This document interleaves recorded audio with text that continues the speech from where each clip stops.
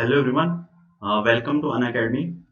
मेरा नाम रजत कुमार है और मैंने इस बार गेट 2021 में ऑल इंडिया रैंक 40 सिक्योर किया है in electronics and communication branch. तो ये वीडियो बेसिकली गेट प्रिपरेशन की गाइडेंस से रिलेटेड रहेगी। तो जैसे मेरे मन में कुछ डाउट्स है गेट प्रिपरेशन से पहले, और बेसिकली डाउट्स रहते हैं स्टूडेंट्स के मन में, प्लस डाउट्स रहते हैं क्या करना है क्या नहीं। तो बेसिकली मैं उन डाउट्स का आंसर करने का कोशिश करूंगा अपने एक्सपीरियंस के साथ। ठीक है, तो मैं अपने बारे में और बता देता हूँ कि जैसे मैंने बताया कि मैंने ऑल इंडिया रैंक 40 सिक्योर किया था इस बार गेट 2021 में, और मैंने रैंक 2 सिक्योर किया है जेई के एग्जाम में पंजाब इलेक्ट्रिसिटी बोर्ड में 2021 में, और मैंने 251 रैंक सिक्योर किया था गेट 2015 में अपने फर्स्ट अटेम्प्ट में। ठीक है, और मैंने अपनी ग्रेजुएशन की है इलेक्ट्रॉनिक्स एंड कम्युनिकेशन इंजीनियरिंग में पंजाब यूनिवर्सिटी चंडीगढ़ से 2015 में। ठीक है, और मैंने as a assistant manager MTL में भी काम किया है जो मुझे गेट 2015 के थ्रू मिला था। ठीक है, और ये अन अकेडमी का ऑफिशियल टेलीग्राम चल रहा है इलेक्ट्रॉनिक्स के लिए, इलेक्ट्रिकल और आईएन के लिए। ठीक है, तो इस पे आपको सारी इंफॉर्मेशन मिलेगी गेट की प्रिपरेशन की रिगार्डिंग, और अन अकेडमी पे जो भी नए कोर्सेज लॉन्च होते हैं, जो कोई ऑफर है, ठीक है, आपको सब इंफॉर्मेशन आपको इस चैनल पे मिल जाएगी। ठीक है, और ये मेरे प्रोफाइल का लिंक है। ठीक है, आप ये सर्च करोगे अगर रजत सिंगला SINGLA1, ठीक है, ये मेरे प्रोफाइल का लिंक है। आप मेरे को इस पे मैसेज कर सकते हैं कुछ भी डाउट आता है प्रिपरेशन के रिगार्डिंग। ठीक है, और अन अकेडमी पे दो चीजें हैं बेसिकली, एक है अन अकेडमी प्लस। ठीक है, प्लस में आपको क्या क्या बेनिफिट्स मिलते हैं। प्लस में मिलेगा आपको लाइव क्लासेस। ठीक है, लाइव क्लासेस रहेंगी, आप उसमें डाउट पूछ सकते हैं कमेंट करके। ठीक है, और एक रेज ए हैंड का ऑप्शन है, जैसे में आप वो दबाएंगे तो आप बात कर सकते हैं टीचर से। ठीक है, वीकली टेस्ट रहते हैं और स्ट्रक्चर्ड कोर्सेज रहेंगे। ठीक है, सारे कोर्स एक प्रॉपर स्ट्रक्चर में रहेंगे। इवन पूरा बैच होता है गेट का, आपको सारे सब्जेक्ट जो हैं कि प्लानिंग से कंप्लीट करवाए जाते हैं। अनलिमिटेड एक्सेस है कि आप कोई भी लेक्चर कितनी बार भी देख सकते हो, कोई बाउंडेशन नहीं है कि एक बार या दो बार तीन बार देखना है। ठीक है, इवन आपको किसी टीचर का कुछ टॉपिक समझ नहीं आया तो आप किसी और टीचर का सेम सब्जेक्ट का कोर्स कर सकते हैं। ठीक है, रैंक इम्प्रूवमेंट बैचेस रहते हैं, क्रैश कोर्सेज हैं। ठीक है, और प्लस का आइकॉनिक एक एडवांस वर्जन है आइकॉनिक। ठीक है, आइकॉनिक में क्या है, आपको प्लस वाली सारी चीजें तो मिलेंगी ही मिलेंगी, और इसमें आइकॉनिक में सबसे ज्यादा बेनिफिट है कि पर्सनल कोच, आपको 1-to-1 गाइडेंस के लिए आपको एक कोच मिलता है कि आपको कैसे स्ट्रेटेजी बनानी है गेट के लिए। ठीक है, आपको स्टडी प्लानर मिलेगा। ठीक है, आपको कैसे स्टडी प्लान करना है और आपकी परफॉर्मेंस को ट्रैक किया जाएगा। स्टडी बूस्टर सेशंस होंगे, और आपकी टेस्ट सीरीज का एनालिसिस होगा पर्सनल, और आपको स्टडी मटेरियल मिलेगा।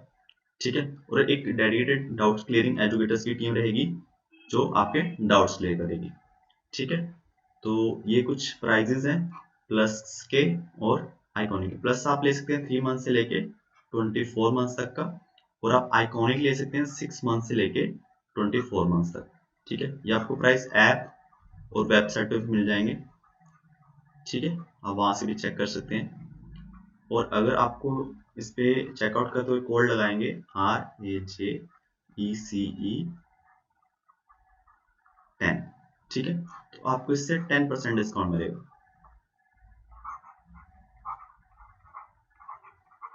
ठीक है, ये आपको प्लस और आइकॉनिक दोनों मिलेगा। ठीक है, और आप अगर आपके पास ऑलरेडी प्लस है तो आप कुछ अमाउंट पे करके आइकॉनिक में भी जा सकते हैं। ठीक है, और एक और फीचर है अन अकेडमी, ये ऐप पे फीचर है अन अकेडमी आस्क ए डाउट। ठीक है, तो इसमें आप क्या कर सकते हैं कि अपने किसी भी डाउट का आप फोटो खींच के उसमें ऐप में अपलोड कर सकते हैं। ठीक है, तो उसको आपका उसका वीडियो सोल्यूशन मिल जाएगा। ठीक है, तो इसमें क्या है, अनलिमिटेड डाउट्स हैं, कभी भी पूछो, कोई टाइम लिमिट नहीं है, आपको हाई क्वालिटी वीडियो मिलेगा, इंग्लिश हिंदी दोनों लैंग्वेज में, एग्जैक्ट मैच मिलेगा आपको क्वेश्चंस का, ठीक है, और एक्यूरेट सोल्यूशन, और गेट आपको होमवर्क के लिए भी आपको असिस्टेंट इस पे मिल सकता है, ठीक है। और ये मेरी कुछ स्पेशल क्लासेस हैं अनअकैडमी प्लेटफॉर्म पे, ठीक है। एक स्पेशल क्लास है प्रिपरेशन प्लान फॉर गेट, इसे मैंने डिस्कस किया कि आपको जो प्लान है गेट का कैसे बनाना है, ठीक है। मैंने सैम्पल प्लान बनवाया वहाँ पे, ठीक है, वो चेक कर सकते हैं। और मैंने एक क्लास में अपनी गेट प्रिपरेशन स्ट्रेटेजी डिस्कस की है कि मैंने किस चीज़ों पे फोकस किया, ठीक है, मैंने क्या क्या किया अपनी गेट प्रिपरेशन के दौरान, ठीक है। तो आप इस पे देख सकते हैं स्पेशल क्लासेस पे, और ये बिल्कुल फ्री है, आपको इसके लिए कोई सब्सक्रिप्शन लेना, ठीक है। तो अभी बात करते हैं वाई गेट, ठीक है। आप कोई एग्जाम चूज कर रहे हो, ठीक है, तो आपको पता होना चाहिए आप क्यों दे रहे हो, ठीक है। तो सबसे पहले तो ये है कि गेट क्या है, टेक्निकल एग्जाम।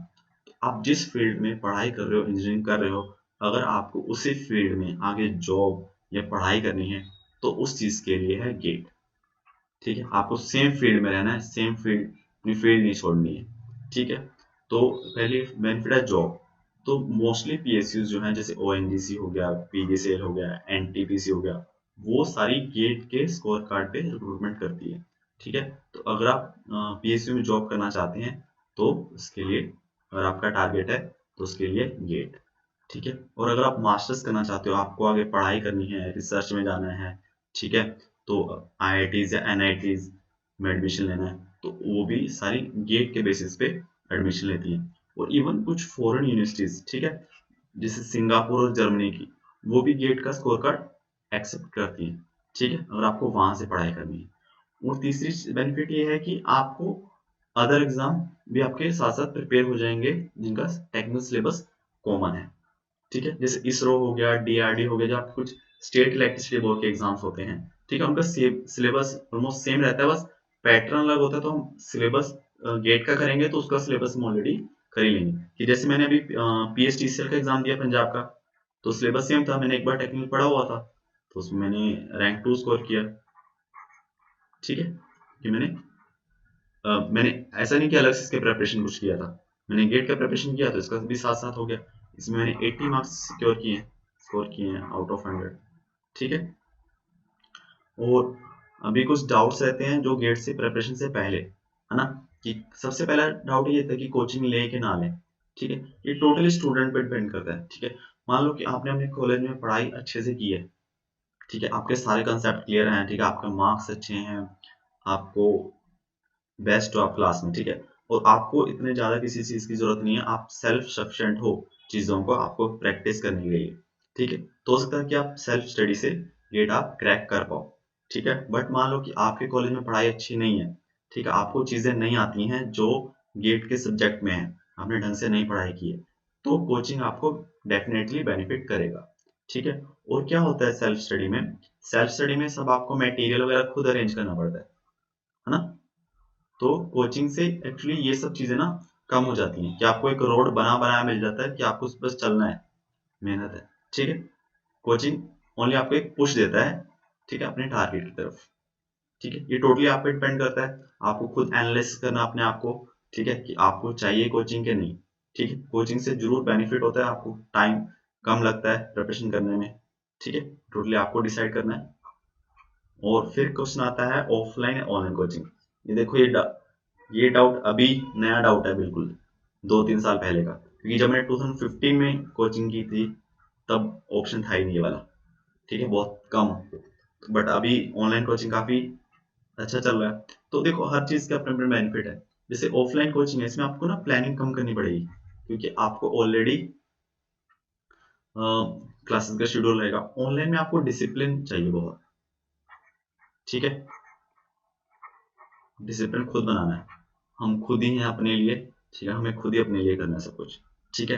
बट ऑफलाइन में, ऑनलाइन का बेनिफिट क्या है कि आप कोई भी ना मल्टीपल बार देख सकते हो, कोई भी क्लास है, आपको एक बार समझ नहीं आया तो आप मल्टीपल दूसरी बार देख लोगे, ठीक है, और किसी और टीचर का देख लोगे। ऑफलाइन में वो चीज नहीं मिलती है। ऑफलाइन में अगर एक बार क्लास हो गई तो आप उसको दोबारा नहीं कर सकते, अगर मिस हो गई या कुछ हो गया, ठीक है। बट ऑनलाइन में ये बेनिफिट है कि अगर किसी कारण कोई क्लास मिस होती है तो आप उसका रिकॉर्डेड वर्जन देख सकते हैं, ठीक है। और प्लस क्या है, ऑफलाइन में अगर आपके सिटी में कोई ऑफलाइन अच्छी कोचिंग नहीं है, ठीक है, तब तो आपके पास कोई ऑप्शन ही नहीं है, आपको ऑनलाइन कोचिंग तरफ जाना चाहिए। क्योंकि अगर आप किसी और सिटी में मूव करते हैं, वहाँ रेंट देना, खाना पीना, तो वो सब फैक्टर्स आपको ये देखने पड़ेंगे, तब आप डिसाइड कर सकते हैं। ठीक है, ये टोटली आप, ऐसा नहीं है कि बेस्ट कौन सी है, बेस्ट कुछ नहीं होता, आप पे डिपेंड करता है कि आपके लिए क्या चीज सुटेबल है। ठीक है, तो ऑनलाइन से काफी टाइम बचता है, ट्रैवलिंग ये सब चीज का, वो चीज बेनिफिट है। बस इसमें ये है कि आपको डिसिप्लिन बनाना पड़ेगा खुद। ठीक है, और ये क्या कि right time to start get preparation. ठीक है, देखो, राइट टाइम जैसे अगर देखा जाए, पहले नॉर्मली फोर्थ ईयर में हम गेट का पेपर देते थे। ठीक है, जैसे मान लो कि जनवरी में, इस बार जनवरी में किसी को 2022 वाला पेपर देना है। ठीक है, तो उस हिसाब से अगर आप फोर्थ ईयर में हैं, तो आपको ऑलमोस्ट आई थिंक, अगर आप एक साल टारगेट मान के चलो पहले, क्योंकि आपको कॉलेज में अपना मैनेज करना है साथ साथ। ठीक है, तो आपको कुछ टाइम कॉलेज के एग्जाम होंगे उसमें वेस्ट हो जाएगा। तो इसके लिए अगर देखा जाए, सही टाइम है जनवरी 2021। ऐसा नहीं कि आप कम टाइम रहेगा तो प्रिपरेशन कर ही नहीं सकते, तो अगर कम टाइम है तो आपको उस स्पीड से प्रिपरेशन करना पड़ेगा। ठीक है, बट एक साथ थोड़ा सेफ हो जाता, ताकि आपको बीच में टाइम वेस्ट होगा ना, तो अच्छा रहता है कि आपको ज्यादा टाइम मान के चलोगे, टाइम वेस्ट होगा तो कोई दिक्कत नहीं आएगा। ठीक है, ये तो किस चीज के लिए, फोर्थ ईयर के लिए। बट अभी क्या हो गया है, अभी हम थर्ड ईयर में भी पेपर दे सकते हैं। मतलब अगर आपको, अभी आप, ठीक है, आपको देना है 6 सेम में एग्जाम गेट का, तो उस चीज के लिए आपको 6th 5th 4th, आपको थर्ड या फोर्थ, फिर वही एक से ज्यादा साल, क्योंकि आपको उस टाइम पे, अगर आप सेकेंड ईयर में हो, तब आपको कॉलेज पे ज्यादा फोकस करना है, क्योंकि आपको कॉलेज के मार्क्स भी इंप्रूव करने हैं। ठीक है, ऐसा ना हो कि आप गेट की प्रेपरेशन के लिए अपना CGPA वो डाउन कर ले, तो आपको दोनों चीज मेंटेन करके चलना है। तो इसीलिए जो थर्ड ईयर में गेट का एग्जाम देने का सोचते हैं, उनको गेट का ज्यादा लोड नहीं लेना। आपको प्रेपरेशन करना है, कीजिए, बट आपको लोड नहीं लेना। ठीक है, और मार्क्स और रैंक फॉर जॉब और मास्टर्स। ठीक है, तो पहले हम ये भी टारगेट मान के चलते हैं कि मुझे इतने मार्क्स चाहिए, इतना रैंक चाहिए। ठीक है, सबसे पहली बात तो है कि मार्क्स जो है, मार्क्स से कुछ ना डिसाइड नहीं होता है, क्योंकि मार्क्स जो डिपेंड करते हैं, वो डिपेंड करता है डिफिकल्टी लेवल के पेपर पे। ठीक है, मार्क्स और रैंक में इतना ज्यादा हम प्रेडिक्शन इतना नहीं कर सकते, आइडिया ले सकते हैं, बट उतना ज्यादा नहीं कर सकते। जैसे मैं बताऊं अपना, कि 2015 में और 2021 का मैं बताऊं, 2015 में भी मेरे मार्क्स आए थे 62.5 समथिंग, इस बार मेरे इतने मार्क्स हैं, सेम मार्क्स आए कोइंसिडेंटली। ठीक है, वैसे 2015 में मेरे मार्क्स थे 67। ठीक है, नॉर्मलाइज करके इतने आए। ठीक है, तो अब देखो रैंक का डिफरेंस को, सेम मार्क्स नॉर्मलाइज करने के बाद, इसमें मेरा रैंक था 251। ठीक है, इसमें रैंक था 40। ठीक है, तो मार्क्स डिपेंड करते हैं टोटली डिफिकल्टी लेवल पे पेपर के। ठीक है, रैंक जरूर अपने को से हम पता कर सकते हैं कि जॉब और मास्टर में कितना वेटेज कट ऑफ वगैरह जाता है। ठीक है, जैसे वो भी क्या डिपेंड, जॉब जो है वो डिपेंड करता है हर साल वैकेंसीज पे। जैसे अगर मैं बताऊं, 2015 में 251 रैंक पे मुझे क्या क्या मिला। मुझे 251 पे IIT रुड़की में मुझे एडमिशन मिला था। ठीक है, IIT कानपुर से मुझे कॉल आई थी इंटरव्यू की, वो मैंने कन्वर्ट की। मुझे IISc बैंगलोर से आया था कॉल, वो मैंने कन्वर्ट की। IIT दिल्ली में मुझे कॉल आया था, बट मेरा इंटरव्यू में क्लियर नहीं होता। ठीक है, तो मास्टर से मुझे ये जो चीजें मिली 251 रैंक पे, और प्लस 251 रैंक पे मुझे PSU भी मिला, MTNL। ठीक है, ये क्यों हुआ, बिकॉज उस टाइम वैकेंसी काफी ज्यादा थी, और इवन MTNL जो है वो 350 रैंक तक मिला इलेक्ट्रॉनिक्स में, है ना। तो इलेक्ट्रॉनिक्स के लिए बहुत बड़ी बात है। ठीक है, 350। तो और इस बार जो है, इस बार तो मैंने गेट मास्टर में अप्लाई नहीं किया 40 रैंक पे। और जो PSUs हैं, वो अभी कोविड की वजह से लास्ट ईयर 2020 गेट वाले प्रोसेस काफी चालू हैं, इसलिए 221 वाला थोड़ा डिले चल रहा है। ठीक है, तो अभी तक इसके बारे में मुझे कोई इंफॉर्मेशन नहीं है कि इस रैंक पे क्या क्या मुझे मिलेगा। ठीक है, तो ये मुझे नेक्स्ट कुछ टाइम बाद क्लियर होगा तो मैं जरूर शेयर करूंगा। और एक ये कि हाउ टू मैनेज कॉलेज और गेट, ठीक है, कि जैसे कुछ स्टूडेंट्स होते हैं कि मोस्टली कॉलेज से स्टार्ट कर देते हैं प्रिपरेशन। इवन आप सोचोगे कि कुछ बच्चे होते हैं कि फर्स्ट सेम में बोल देते हैं कि मुझे प्रिपरेशन स्टार्ट करनी है ना, कुछ बच्चे सोचते हैं। तो मेरे अकॉर्डिंग फर्स्ट सेम में तो इतना लोड नहीं लेना चाहिए, आप कॉलेज में एंटर हुए हो, आपको कॉलेज एंजॉय करना चाहिए पहले तो, ठीक है। बट मान लो कि आपने सोचा है कि मुझे करना ही करना है, ठीक है, तो आपको बेसिकली क्या करना है कि जो गेट के सब्जेक्ट हैं, ठीक है,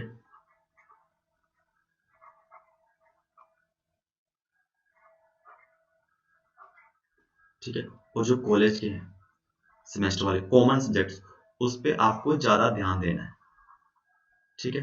तो उससे क्या होगा, ये अगर सब्जेक्ट पे ज्यादा ध्यान दोगे आपके कॉलेज को तो बेनिफिट कर ही रहा है, सेमेस्टर में आपके मार्क्स अच्छे आएंगे, आप उस पर ध्यान दोगे और ऑटोमेटिकली आपके गेट के सब्जेक्ट कवर हो जाएंगे, ठीक है।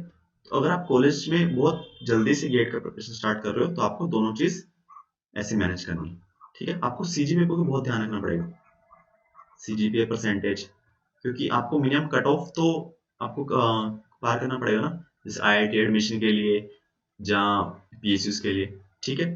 तो आपको वो सब्जेक्ट पे ज्यादा ध्यान दीजिए जो गेट और आपके कॉमन वाले हैं, ठीक है। और एक है कि पीएसयू और स्टेट एग्जाम की प्रिपरेशन गेट के अलोंग कैसे करनी है।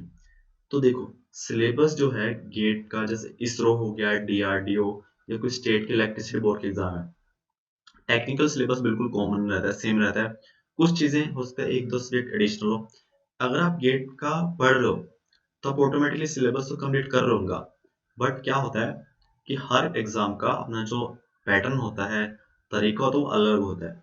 तो आपको क्या करना है, इन एग्जाम्स के एक पीवाईक्यूज वगैरह देखने हैं, है ना, आपको इनका पैटर्न स्टडी करना है कि कैसे होगा, ठीक है। जो सिलेबस है वो तो सेम है, जो पैटर्न है उस वो आपको देखना है, हर एग्जाम का अलग होता है, ठीक है। आपको उस हिसाब से उनकी क्वेश्चन प्रैक्टिस करनी है। जैसे गेट है, गेट टोटली न्यूमेरिकल बेस्ड है, ठीक है, आपको न्यूमेरिकल प्रैक्टिस बहुत ज्यादा करनी पड़ती है गेट के लिए। बाकी अगर आप स्टेट एग्जाम देखोगे आपको शायद उतनी प्रैक्टिस नहीं करनी पड़ेगी, आप उनके अगर प्रीवियस क्वेश्चन देखोगे, ठीक है। तो आपको बस उन पे ध्यान देना है। और यह है कि अभी हमने डिसाइड कर लिया कि गेट हम देने ही देने हैं, ठीक है, हम स्टार्ट करेंगे प्रिपरेशन। तो प्रिपरेशन स्ट्रेटेजी क्या होनी चाहिए मेरे अकॉर्डिंग, तो सबसे पहले तो प्रॉपर प्लान होना चाहिए अपने पास। प्रॉपर प्लान क्यों, क्योंकि अपने पास अगर देखोगे गेट में 10 सब्जेक्ट्स है, ठीक है। ऐसा नहीं है कि कॉलेज का एग्जाम है कि हम एक रात पहले पढ़े और अगले दिन दे आए बस खत्म, ऐसा नहीं है। हमें अगर एवरेज देखा जाए हमें एक साल पढ़ना है, ठीक है, एक साल से हम स्टार्ट कर रहे हैं पहले पढ़ना, एक साल बाद हमें एग्जाम देना है। तो एक साल हमारा कैसे जाएगा, ठीक है, वो पढ़ना है, क्योंकि हमें 10 सब्जेक्ट पढ़ने हैं, उसके पीवाईक्यू सॉल्व करने हैं, टेस्ट देने हैं, इतनी सारी चीजें होंगी। तो उसके लिए अपने को प्रॉपर प्लान बनाना ही पड़ेगा कि मैं इस टाइम पे ये करूंगा। हर घंटे का प्लान बनाना, हर दिन का मतलब एटलीस्ट वीकली मॉनिटर करते रहो अपने आप को, ठीक है। वीकली मैंने इस वीक क्या कितना कर लिया, ठीक है, इस मंथ में मैंने कितना कर लिया, 2 मंथ कितना टाइम बाकी है, मुझे कितना सिलेबस बाकी है। तो ये सब आपको एक प्लान होना चाहिए ताकि आपके दिमाग में चीजें रहें, ठीक है। और स्टार्ट क्या करो, इजी सब्जेक्ट से स्टार्ट करो, कि जो सब्जेक्ट आप कंफर्टेबल है वो पढ़ो। क्योंकि क्या होगा, अगर आप पहले से ही मुश्किल सब्जेक्ट उठा लोगे तो आप पहले ही डिमोरलाइज हो जाओगे, है ना, कि नहीं गेट मुश्किल है। गेट मुश्किल नहीं है, वो सब्जेक्ट मुश्किल है, ठीक है। मिक्स सब्जेक्ट है, कोई सब्जेक्ट मुश्किल है, कोई आसान है, ठीक है। तो आसान वाला सब्जेक्ट उठाओ ताकि वो खत्म हो जाए, आपको कॉन्फिडेंस मिलेगा और आपका फ्लो बनेगा, क्या मैंने एक खत्म कर दिया तो मैं बाकी भी 9 के 9 खत्म कर दूंगा, ठीक है। और ट्राई करो कि 2 सब्जेक्ट एट ए टाइम करो, क्योंकि क्या होगा, वही बताया कि कुछ सब्जेक्ट इजी और मुश्किल ऐसे रहेंगे, या इंटरेस्टिंग लगेगा आपको, कुछ इंटरेस्टिंग नहीं लगेगा। तो क्या करो, एक सब्जेक्ट उठाओ जो इंटरेस्ट होता हो आपको, एक जो जिसमें आप इतना इंटरेस्ट नहीं हो बट पढ़ना तो है ही हमें, ठीक है। तो उससे क्या होती है, चीजें बैलेंस हो जाती हैं।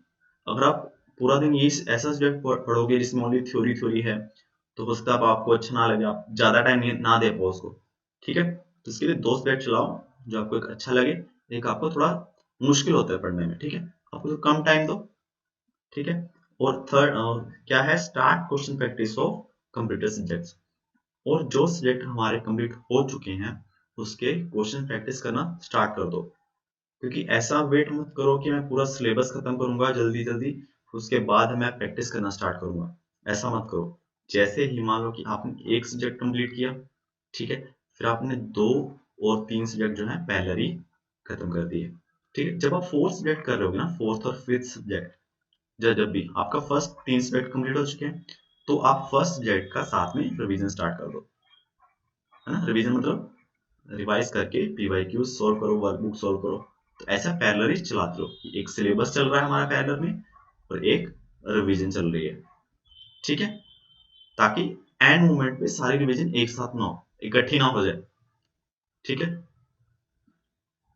और ये कुछ इंपॉर्टेंट पॉइंट्स हैं जो आपको ध्यान रखने हैं, ठीक है। पहली बात है, don't follow multiple sources for one subject. अगर आप एक टीचर का एक कोर्स देख चुके हो तो आप पूरा कोर्स किसी और टीचर का मत देखो, ठीक है, वो टाइम वेस्ट है। अगर आपको लगता है कि आपका वीक रह गया ना, आपने ढंग से नहीं पढ़ा या कुछ आप कुछ और दिक्कत है, तो आप कुछ पर्टिकुलर टॉपिक्स को के लेक्चर दोबारा देखो। पूरा कोर्स कभी भी मत देखो, वो प्रॉपर टाइम वेस्ट है। अगर मान लो आपको कुछ कोर्स पढ़ा आपने, आपको 70% चीजें तो आती होंगी ना उसमें से, आपके 30% कुछ वीक रह गए होंगे, तो आप ये 30% लेक्चर देख लो दोबारा किसी और के बजाय कि आप पूरा कोर्स देखो, ठीक है। तो ऐसे करते करते आपको कितने कोर्स देख लोगे, हर सब्जेक्ट के 2-2 कोर्स तो नहीं देख पाओगे, ठीक है। और ट्राई करो अपने नोट्स बनाने का, ठीक है, ये खुद के नोट्स बनाने हैं, क्योंकि इससे क्या होगा कि आपका कंसंट्रेशन बना रहेगा। अगर आपके नोट्स नहीं बनाओगे आप, तो आपके डिस्ट्रैक्शन होने के चांसेस रहते हैं, ठीक है। तो ट्राई करो कि अपने नोट्स खुद बनाओ।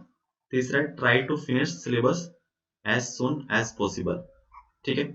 सिलेबस जितना जल्दी हो सके उतना जल्दी खत्म कर दो। क्यों? क्योंकि सिलेबस के बाद भी अपने पास बहुत चीजें बाकी हैं। पीवाईक्यूज तो चले रहे अपने साथ में, ठीक है, वर्कबुक प्रैक्टिस है और टेस्ट सीरीज है, तो अपने पास ये चीजें भी फिनिश करनी है। तो ऐसा ना हो कि अपना सिलेबस बाकी रह जाए और हम पैनिक हो जाए लास्ट मोमेंट पे कि सिलेबस भी बाकी है, पीवाईक्यूज बाकी है, वर्कबुक भी बाकी है, टेस्ट भी बाकी है, ठीक है। तो ये अपना, और प्लस क्या है, सिलेबस खत्म होगा तो बीच में मान लो कोई और एग्जाम आ गया टेक्निकल, तो अगर हम वो दें वो भी अच्छा रहेगा कि अपना सिलेबस एक बार पढ़ा हुआ है, थोड़ा सा रिवाइज करके हम वो एग्जाम दे दें, ठीक है, तो उसमें बेनिफिट मिलेगा हमने अपने को। और थर्ड है, revision is the most important part of preparation, है ना। क्योंकि क्या है, वही बताया, सेम 10 सब्जेक्ट हैं।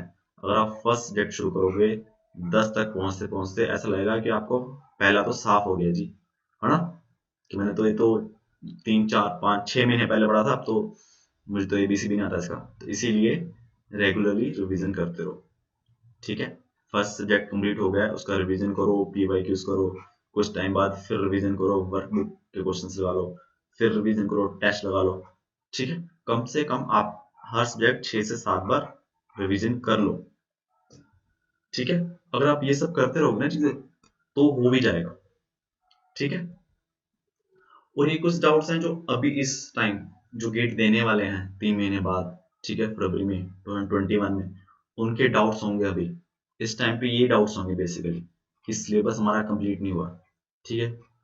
तो सिलेबस नहीं कंप्लीट हुआ नवंबर तक, अभी तक नवंबर चल रहा है, उनका सिलेबस कंप्लीट नहीं है, उनके 1 या 2 सब्जेक्ट बाकी हैं, ठीक है। अब जिनके बहुत ज्यादा सब्जेक्ट बाकी हैं अभी, उनके लिए तो थोड़ा रिस्की हो गया काम, क्योंकि उनको अभी रिवीजन भी करना है, सिलेबस भी कंप्लीट करना है।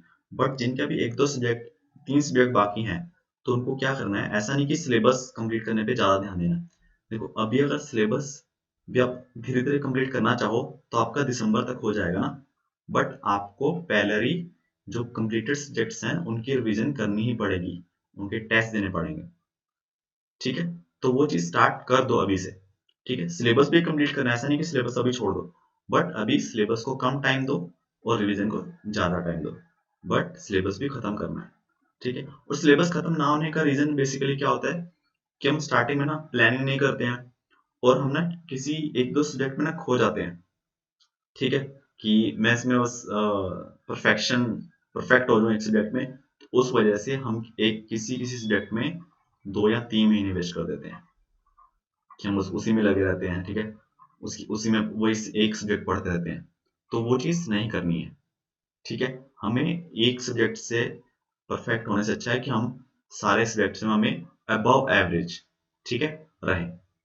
ठीक है, और ये क्या है, right time to start test series. अभी वही डाउट रहता है कि अभी टेस्ट देने स्टार्ट कर दें क्या, हमारा सिलेबस कंप्लीट नहीं हुआ है। यस, आपका पूरा सिलेबस कंप्लीट नहीं है, बट आपके कुछ सब्जेक्ट तो कंप्लीट है ना। तो आप किसी सब्जेक्ट के पार्ट वाइज टेस्ट देना स्टार्ट करो, है ना। पार्ट वाइज टेस्ट देना स्टार्ट करोगे, फिर फुल सब्जेक्ट दो, तब जाके हम जनवरी के में एंड में, जनवरी के स्टार्टिंग में फुल सिलेबस देना शुरू करेंगे, है ना। अगर आप सोचो कि नहीं मैं पहले सिलेबस कंप्लीट कर लेता हूँ, अभी पूरा दिसंबर में जनवरी में दे दूंगा, तो वो गलत है। आप एकदम फुल सिलेबस टेस्ट देने जाओगे ना, तब आप कंफर्टेबल नहीं होगे। आप पार्ट वाइज से अभी देना स्टार्ट करो। Part wise test only 10 questions रहते हैं, कई बार 15 रहते हैं, तो ये तो आप घूमते फिरते दे दो, ताकि आप कंफर्टेबल हो जाओ, है ना। फिर सब्जेक्ट पे आओ, फिर फुल पे। तो ये सही टाइम है, जो सब्जेक्ट आपके कंप्लीट है उनको रिवाइज करो, उनके टेस्ट दो। ये मत सोचो कि डायरेक्ट जनवरी में टेस्ट देंगे। ठीक है, ये बहुत कॉमन चीजें हैं, ये सबको पता होती हैं, बट पता होते भी मिस्टेक लोग करते हैं। ठीक है, और तो मेरी तरफ से इतना ही था, और ये मेरा प्रोफाइल है अनअकैडमी प्लेटफॉर्म पे। ठीक है, तो आप मेरे को वहाँ पे फॉलो कर सकते हो, क्योंकि इसमें मैं और स्पेशल क्लासेस, स्ट्रेटजी या फिर आस्क मी एनीथिंग, और अपना एक्सपीरियंस जॉब का या आईआईटी का, वो मैं डिस्कस करूंगा स्पेशल क्लासेस में। ठीक है, तो आप मुझे फॉलो कर सकते हैं। आप रजत कुमार सर्च कीजिए, या फिर आप रजत गेट, आप रजत गेट भी सर्च करेंगे तो भी मेरा प्रोफाइल आ जाएगा। तो उस पर मुझे फॉलो कर सकते हैं, और जो मैंने स्पेशल क्लासेस बताई वो देख सकते हैं, उसके लिंक आपको डिस्क्रिप्शन में मिल जाएंगे। ठीक है, thank you so much. I hope आपको सेशन अच्छा लगा होगा, और आपको सेशन अच्छा लगा तो प्लीज लाइक करो, और subscribe to the channel, bell icon दबा दो, ताकि आपको अपडेट्स मिलती रहे। ठीक है, thank you so much, let's crack it.